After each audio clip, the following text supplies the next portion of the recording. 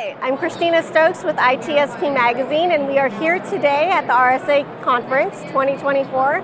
I have Jessica A. Robinson helping us learn more about the experience here at RSA, and we're going to talk about PurePoint International. Jessica gave a wonderful presentation yesterday here at RSA, which was super beneficial to CISOs all around, and I'd love to learn more about that. Jessica, can you tell us a little bit more about PurePoint International and the history and its inception? Yeah, absolutely. So PurePoint International was born, there's actually quite a long story, but in the end, I had a dream as I was on a pilgrimage in India and Nepal, and I was really interested in thinking about what I was going to do next at that point in my journey. And what I knew was that I wanted to focus on security. I knew that I wanted to focus on other areas that I was really passionate about that I didn't focus on when I was in the corporate world. So, for example, technology. And I started off as a computer science major in undergrad. I was also interested in working with women. I was interested in continuing work with the corporate world, but also in working with underrepresented organizations and people. And Absolutely. so I thought that I would just apply for different roles that I thought could be a good fit. When I started to apply, I found some that I thought were good, but I wasn't a right fit for that role. But then it was hard for me to find other roles that really made me feel like this was what I really wanted to do as part of this next step in my journey. And so in the end, I just thought, okay, well, maybe I'll create the role that I want. But if I created the role that I wanted, then I would have to create the company that I wanted to work for. And that became the birth of PurePoint International and the work that we do today. Awesome. Really at the intersection of cybersecurity, but also really this holistic view of security. So really embedding psychological, emotional, and spiritual security as well as physical in this work that we do both in the corporate world, with nonprofits, with people who are high profile, and other groups around the world. Tell me a little bit more about the spiritual aspect of the work that you're doing. Yeah, and so this really comes up a lot with people who are more high profile. So we work with a lot of individuals who are running for public office, particularly those that are underrepresented. And so for them, when they think about security, they really need and are thinking about a holistic view of security. It isn't necessarily just physical or digital. For them, when we think about what it really means to be safe, that's something that's internal. It isn't always external. And so when you're in a public space and you have maybe some incident that you've experienced, maybe someone came up to you and grabbed you, or maybe someone came up to you and slurred something at you or said something to you, at the end of the day, you still need to be able to pull yourself together to be able to go give a speech or to be able to go lead your team or to do something like that. So for us, it's really about how do we create conscious security in every moment. And so we spend time with people and helping them to do that. So we've created a process that really helps individuals in thinking about how to do that. And so we've worked with individuals, but also organizations to think about how they can best implement that within their organization and work with either their clients or their teams. That's amazing to hear, and I think that's incredibly important. It's an aspect I don't think we always think about sometimes. Yeah, no, I mean, it's a very human-centered aspect. Yes. And I think that, part of the reason, and that was also part of this dream and this vision that I had, was that we needed to create a space. There needed to be a security company that really, in the end, centered women and centered what I call a feminine approach to security. It needed to be grounded in that versus a masculine approach to security. And it's not that we don't need a masculine approach, because we do. Like the military represents a masculine approach. We do need the military. We do need other aspects of security. But what we didn't have and what we don't have in a really kind of universal way is a feminine approach to security. And so that is what we've really been birthing over this past decade, and it's been beautiful to see it come to life in many different manifestations and many different ways, and also to see men play a role in this as well, and really be a wonderful partner in helping to birth this. Yes. It's always amazing to have allies for women in cybersecurity. Yeah. Tell me a little bit more about that feminine approach. Yeah. So this feminine approach is really centering a different way of looking at security. So it is grounded in spirituality. It is grounded in rituals. It is grounded in in creating and thinking about how we create a safe space where there's a beautiful Cherokee proverb that goes, a woman should be able to walk and travel the world and be safe, and it's the masculine that helps her to be safe. And so wherever she goes, and I'm constantly traveling around the world now, so what does it mean for me to be safe and feel safe wherever I go? And if we extrapolate that into a family, if we extrapolate that into a community, we extrapolate that into a company, we extrapolate that into even larger than a state, a nation, what does that really mean? Right. And part of that also means changing our consciousness in many ways as humans in terms of how we connect and interact with each other.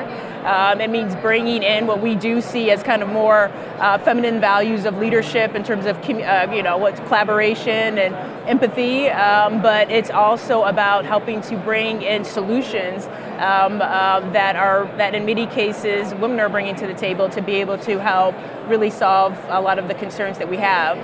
A lot of times it means when we have major issues that need to be solved, that we're bringing in the underrepresented voices to solve them, right? That we're not trying to solve problems that we think will work for our communities that we're actually not in. Yes. And so it's really very much a different way of looking at it. And it's something that I think in a very patriarchal world isn't something that is looked upon as something that's even possible, even particularly in corporations, but I absolutely believe it is possible, and I also believe it's possible for prime ministers and presidents and generals to lead this way. Absolutely. For somebody that's coming into this new and hasn't really approached security from that spiritual perspective, what are some rituals that are maybe easy for somebody to do or somebody to start doing in order to build that up? Yeah. Well, I would just say in general, if we just look at work as, and you don't have to be spiritual to even think about it this way, but if we just look at work as a spiritual practice, who are we coming in to serve every day? Yeah. How can we take a moment to begin our day in a way that as we look at our agenda and we're preparing for the day, that we go, okay, I really want this meeting to go well. So I'm gonna, at a meditation or in quiet time this morning, I'm gonna sit here and just send a blessing for a wonderful conversation, or I'm gonna send love to this individual, or maybe I know someone. I'm preparing for a really tough conversation, really thinking through how do I want this conversation to go. Mm-hmm. And when we do these things, they are rituals. When we do them every day, and they become a practice. It could be setting an intention. Mm-hmm. I set the intention to come into this really difficult situation that I'm going to have with someone with an open heart. Yes. Right. I set the intention to come into this conversation to only listen and to not actually bring solutions. Yes. I mean, it's quite powerful when we actually pause and set an intention to do that. Yes. And then walk away, and then come away from that, and then next week in another conversation actually come back with a solution, even if we feel we already have it. Yes. And there are many other ones that we can do, but I think that those are very accessible things that I think many leaders can just gravitate to. Yeah. And again, it's work as a spiritual practice, so it's something that we do multiple times a day, every day. Yes. Right. I think that's key, because I think sometimes, at work, we're in situations where maybe there's a conflict or there's some negative energy, and we forget to kind of cleanse that. Well, yeah, I mean, that's it too. So I lead a meditation every single morning that is a cleansing and a releasing meditation. And when we talk about what it means to heal ourselves and what it means to be able to even deal with burnout, we hold on to so much energy. Yeah. So if we just even take even 5 minutes to just release energy from our body at the end of the day, or from our mind, from our spirit at the end of the day, that helps us physically. Yes. That helps our heart, like literally our heart. It helps our mind. To be able to just function, and to be able to then give a piece of ourselves to our family or whoever it is that we're going home to or that we're serving at the end of the day. And it's incredibly important, and I can't even overstate. I've been meditating for a couple decades, but I can't even state in the daily meditation alone, because we do it as a community, and when you do it as a community, it's much more powerful than just doing it alone. Mm-hmm. So when you do it as a community, it's been, I can't even say how powerful it has been for us to do this every day, and how my life has changed over the past 3.5 years of doing this daily as part of this community. How much healthier I am, I rarely get sick because I truly believe that when I get sick, all I have to do is, when I feel it coming out, all I have to do is release that energy. That's the power of our mind as well. Yes. And so it's really incredible in multiple ways. That is awesome. Yeah. I know a lot of leaders who want to serve, and they come into cybersecurity, and a lot of us have the intention of keeping others safe. So with these leaders that are coming in and wanting to serve, I think sometimes they forget to focus on themselves a little bit. So I think this is incredibly important because that can lead to burnout, which you spoke about yesterday in your presentation. Do you want to tell us a little bit more about what you were discussing at your presentation yesterday? There were so many amazing points, there were so many strategies, so many highlights, and I was sitting in the audience just really trying to absorb everything that you were telling the audience, because there's so many different things that I think we do forget. Yeah. And burnout has become an issue in the industry. I read recently that there are many cybersecurity professionals looking at leaving the industry. And these are great professionals, they're very talented, they're highly skilled, and it would be a shame to lose them and have them leave the industry because of burnout. Absolutely. Especially with the CISOs. But tell us first a little bit more about that presentation. Yeah, absolutely. So the presentation itself was a continuation from a presentation that I did last year. Last year it was called The Fearless Cybersecurity Leader and Future CISO. This one was Now You're Enrolled, the Fearless CISO. And so it was really about what does it mean to be in that, that kind of first assignment or maybe second assignment as a CISO, and what does it really mean to be successful? Absolutely. And so I invited my partner Dan Gorecki to come in, and so we did a co-presentation. And a couple of things that we focused on was what does it mean to be fearless? And I did share an intimate story of a time where I was going through one of my toughest CISO assignments, and I was shaking. And this would happen multiple times a day through this 9-month period, where I would just start shaking. And I would be in meetings. I would be, it didn't matter where I was. I would just visibly start shaking. And so I had to be able to learn how to calm my body. And even at this moment, for 30 minutes in the morning on my way to work, I was meditating. So I was using that throughout the day, meditation, to also just calm my body. But one of the things that I learned, I think, in that, and I was only able to learn it after I left the role, and actually a few years after I left the role, about why it was that was so hard in some ways. And I think that was maybe one of the keys that I think is what it means to be a successful CISO. And this is what I shared with them is, I learned that I was always, because I was in service to the cybersecurity program, but in many cases, even more so, I was in service to the CISO role itself, because as a consulting CISO, I'm always thinking about that CISO that's going to actually come in behind me and be that FTE in that role. And so I'm always thinking, am I setting this person up for success? Will this person be presenting to the board? Is this an environment where this person can thrive in this role? Will this role be able to thrive after I'm gone? And so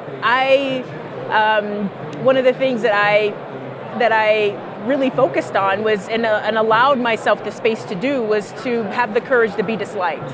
Have the courage to constantly state the unpopular opinion. Yeah. Constantly be that person that was always doing that. And it was the loneliest time ever in my career. And that was probably why I was always shaking, because I was so afraid all the time just to speak what to me was truth. Yeah. And many CISOs in our presentation will say it's about speaking truth to power, and it's true.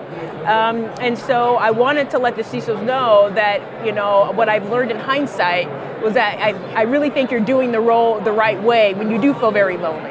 Yes. I do think you're doing the right thing when you are feeling very, very stressed. I think in many cases you're doing the role the right way, but you also have to find the outlet. Right. Right. You have to find the way. And so for me, meditation was that. And again, it wasn't just something I did a couple times a week. I did it every morning on the way to work. Because I had a car that took me into the office every single day. And that was a 45 or 35-minute ride, so I was meditating the entire ride there. But then when I needed to, when I could feel myself starting to shake during the day, I would have to I would use meditation to, or at least even if I was at my desk, I would just stop in that moment and really start to take deep breaths. So maybe some deep breathing as well, as well as some meditation. And one of the things that I tell the group that I'm in is that there are so many ways that you can release energy that's in your body, because that's what that is. I mean, it's energy that's trying to release, yeah. right, it's trying to figure out where to go, yeah. and so you just have to be able to channel that energy in a way that allows it to leave the body. So. Yeah, that's important. I do feel that the leader sets the tone for the team, and if the leader's energy is off or negative, like that can definitely impact the team. Absolutely. And one of the things that I also said to the CISOs, because it's been true in my experience, is you have to remember that you're always leading, right? Even with senior management there, even those leaders that are at a higher level than you're leading them. That's why they've hired you. You're there to lead them when it comes to cybersecurity. And so they can lead you when it comes to the business, but you're always leading them. You're constantly leading in a 360-degree way. So even when you feel like you want to go to them for support, you kind of have to remember, how would you approach someone else on your team that's reporting to you? You're always leading everyone. And I think that that's an important thing for people to keep in mind. And so when you look at the team that way, and you look at and you also think about the impact that you have on other people, because if you show up and depending on how you show up, that's gonna impact how the senior management responds to you. Absolutely. So you're gonna always want to show up in a particular way that's going to inspire confidence, right? So.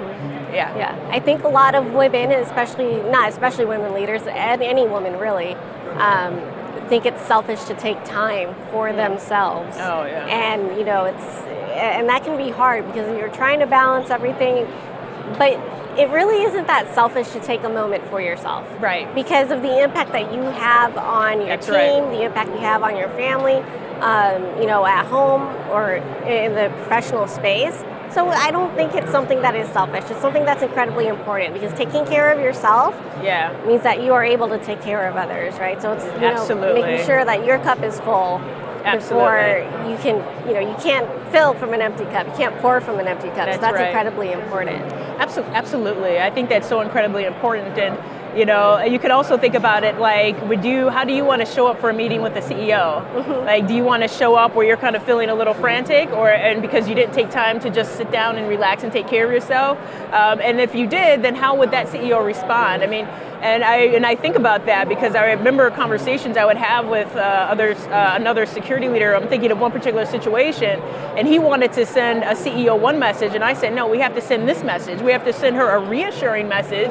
I mean, we know we have things to fix, and we can be 100% honest about that, and we are going to fix that. So we can't, you always have to be careful in how you deliver a message. But we're the messenger, too. So our body is the message, as much as our words are the message. Tell me a little bit more about what you're seeing for PurePoint International in the future as more women are coming into the industry. Yeah. I think it's an amazing time to be seeing more women coming into the industry. I think that it's helping to bring a different perspective into the organization or into the industry itself, which I think is really important. I think that what also I'm really excited to see is how many people are ready and are wanting to step into leadership roles. Yes. I have a lot of conversations with women who, have said that they've waited a while and they haven't really stepped into a leadership role because they wanted to make sure that they were ready, but now they're feeling like they're ready.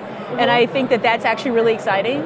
Particularly with so much that's going on right now with burnout, with the CISO role. Absolutely. And a lot of people wanting to leave the CISO role and not wanting to be in the role. And I think that we need great leaders. And I think, when we have an industry of people that are experiencing burnout, when we have leaders like CISOs around, it's not just the United States, it's around the globe. I travel globally. The concerns with this role are global issues.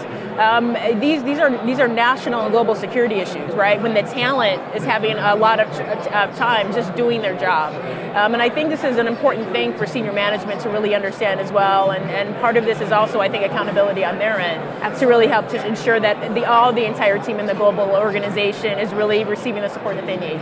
Speaking of that CISO role, what are some of the challenges that CISOs are seeing, and what can they do to help stay in that role and really dive in? So I think for sure one of the biggest things is the regulation. This kind of accountability and liability around the CISO role itself, particularly in the United States.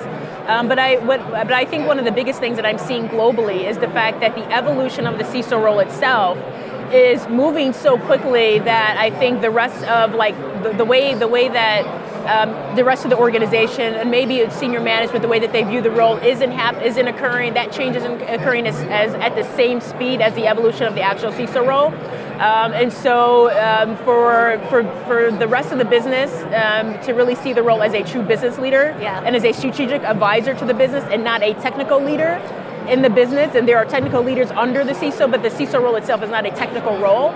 I think that's one of the biggest concerns. I think too that the CISO is meant to know everything under security. I mean, at the end of the day, if the general counsels have outside counsel supporting them, if CFOs are using accounting companies, we have the big four here in the United States and around the globe, then there's no reason why CISO shouldn't have advisory companies coming in to support them as well. Absolutely. And so I think there is a mindset that has to change, and it starts with the senior management as well as at the board level around how we are giving the proper support to chief information security officers and their teams. Thank you, Jessica, for coming and talking to us today. We always love having you here at ITSP Magazine. Thank you. And thank you all for tuning in.